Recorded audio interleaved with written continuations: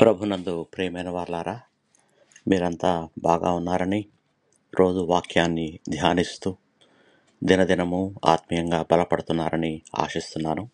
ఈరోజు దేవుడు మనకు బయలుపరుస్తున్న ఆయన ఒక గొప్ప దీవెన సామెతల గ్రంథం 3వ అధ్యాయం 24లో వ్రాయబడి ఉన్నది.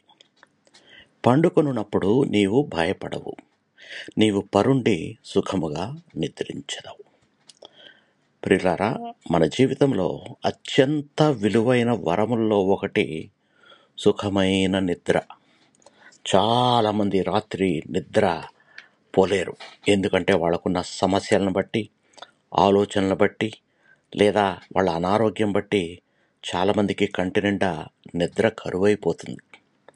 కానీ ఈ వాక్యం ద్వారా దేవుడు మనకిస్తున్న గొప్ప ఆశీర్వాదం ఏంటంటే, అది మనకు ఆయన రక్షణ, శాంతి, నిర్భయం అన్న 3 ఆశీర్వాదాలని గుర్తు చేస్తుంది.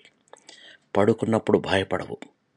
మన రోజంతా ఎదురైన సమస్యలు, ఆందోళన, అనిశ్చితి ప్రతి ఒక్కటి కూడా దేవుని యందు మన విశ్వాసం ఉంచినప్పుడు అన్నీ కూడా మనకు దూరం అయిపోతాయి. దేవుని మీద ఆధారపడే మనసుకు భయం అనేది ఉండదు. నీవు పరుండి సుఖముగా నిద్రించెదవు.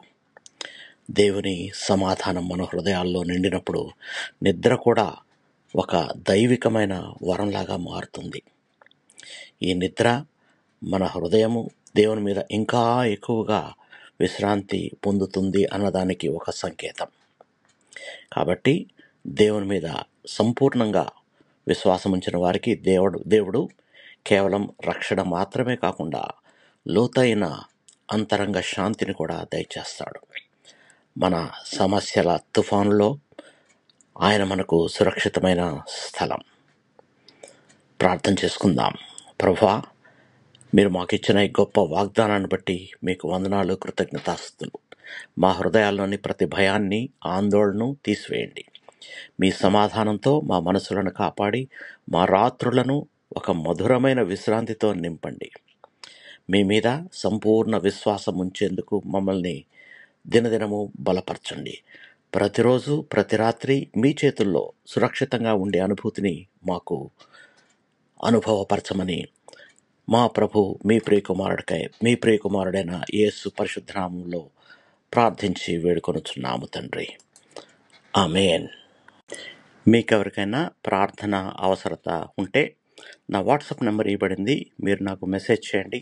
నేను మీ గురించి ప్రార్థన చేస్తాను. దేవుడు మిమ్మల్ని సమృద్ధిగా ఆశీర్వదించి బలపరచునుగాక. ఆమేన్.